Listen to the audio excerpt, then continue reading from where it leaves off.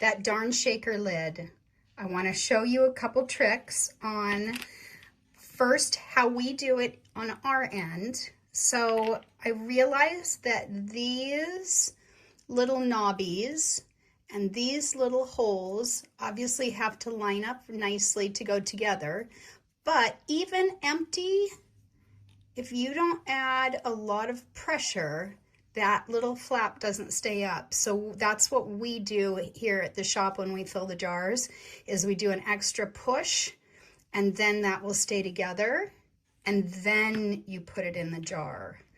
So that's my trick. Obviously this is an empty one, so I want to show it to you here on one that's not empty, but the real trick is that you want to have that top flap stay in when it gets pushed into the bottom part, and they will line up again. You gotta be aggressive.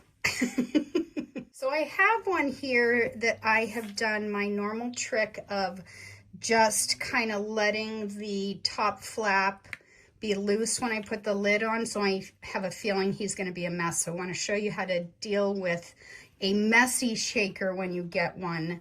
Hopefully never from us, but it does happen on occasion.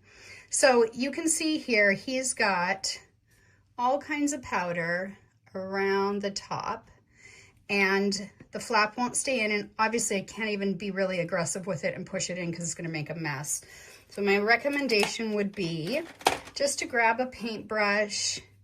You can do this over the top of something else if you want to collect that powder back in there, and obviously you can take this insert out if you want. Again, a little messy, but you've got to try and do an aggressive, and then that guy will stay in once he's cleaned off a little bit. And it doesn't even have to be super clean. You can see it's not perfect, but if I really squeeze him in there and he stays put, then it won't make the mess. So, oh, and of course he pops up right as I show you that. Someone at the show had told me that they use glue dots, and then it segued into a whole bunch of other things that you could put in the lid that will keep that flap down without you having to be so aggressive with it. So these are one of those little pads. I think they come in all different colors that you stick off and you put under your dining room chairs.